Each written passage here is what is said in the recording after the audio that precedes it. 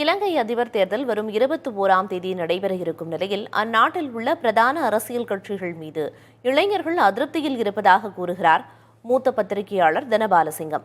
இலங்கை மக்களின் மனநிலை குறித்து அவருடன் செய்தியாளர் ராஜ்குமார் நடத்திய நேர்காணலை தற்போது பார்க்கலாம். இதுவரை இல்லாத வகையில 38 வேட்பாளர்கள் களத்துல இருக்கிறாங்க. பல வாக்குறுதிகள் மக்களுக்கு கொடுக்கறாங்க. வாக்காளர்கள் என்ன நினைக்கிறாங்க?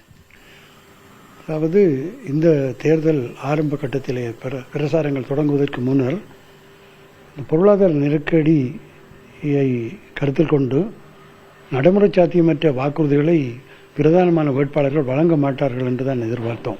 பரவலாக எதிர்பார்க்கப்பட்டது. ஆனால் தேர்தல் நெருங்க அவர்கள் நடைமுறை சாத்தியமில்லாத பல வாக்குறுதிகளை வழங்க தொடங்கியிருக்கிறார்கள். இன்றைய பொருளாதார நெருக்கடியிலே அவர்கள் அந்த வாக்குறுதிகளை எவ்வாறு நிறைவேற்றுவார்கள் என்பது ஒரு அறிவார்ந்த அரசியல் அறிவுமிக்கவர்கள் மத்தியில் மாத்திரமல்ல, சாதாரண மக்கள் மத்தியிலேயே ஒரு பேசு பொருளாக இருக்கிறது. ஒட்டுமொத்த வாக்காளர்களை பார்க்கும்பொழுது யங் ஓட்டர்ஸ் உள்ளிட்ட ஒரு யங்ஸ்டர்ஸ் 40 லட்சம் பேர் இந்த தேர்தலை வாக்களிக்க தயாரா இருக்கிறாங்க. அவங்களுடைய மனநிலை என்னவா இருக்கும்? 2022 பொருளாதார வீழ்ச்சி ஏற்படும் போது அவங்க ஒரு பெரும் போராட்டம்லாம் நடத்தினாங்க. அவங்க இந்த தேர்தலில் என்ன முடிவெடுப்பாங்க?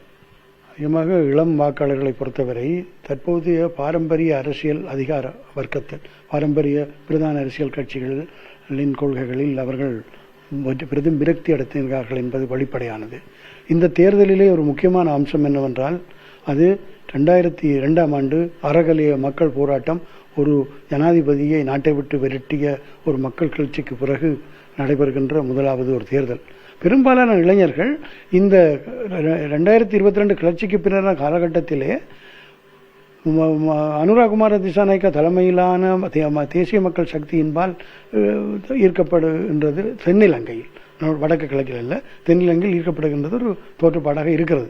ஆனால் அது வாக்குகளாக எந்த அளவுக்கு குவியும் என்பது பற்றி ஒரு சந்தேகம் இருக்கிறது என்ற போதிலும் அவர் இன்று முன்னேறப்போன் என்று ஒரு முக்கியமான வேட்பாளராக பெருமளவு மக்கள் ஆதரவை கொண்டவராக அடையாளப்படுத்தப்படுகிறார். ஆனால் இந்த இளைஞர்களை பொறுத்தவரை அவர்கள் பாரம்பரியமான அரசியல் அதிகார வர்க்கம் பிரதான அரசியல் கட்சிகள் மீது கடுமையான அதிருப்தி இருப்பதால் சஜித் பிரேமதாசாவை விட அனுராகுமார திசாயன் பக்கம் திரும்புவதற்கான வாய்ப்புகள் கூட என்பது உண்மை.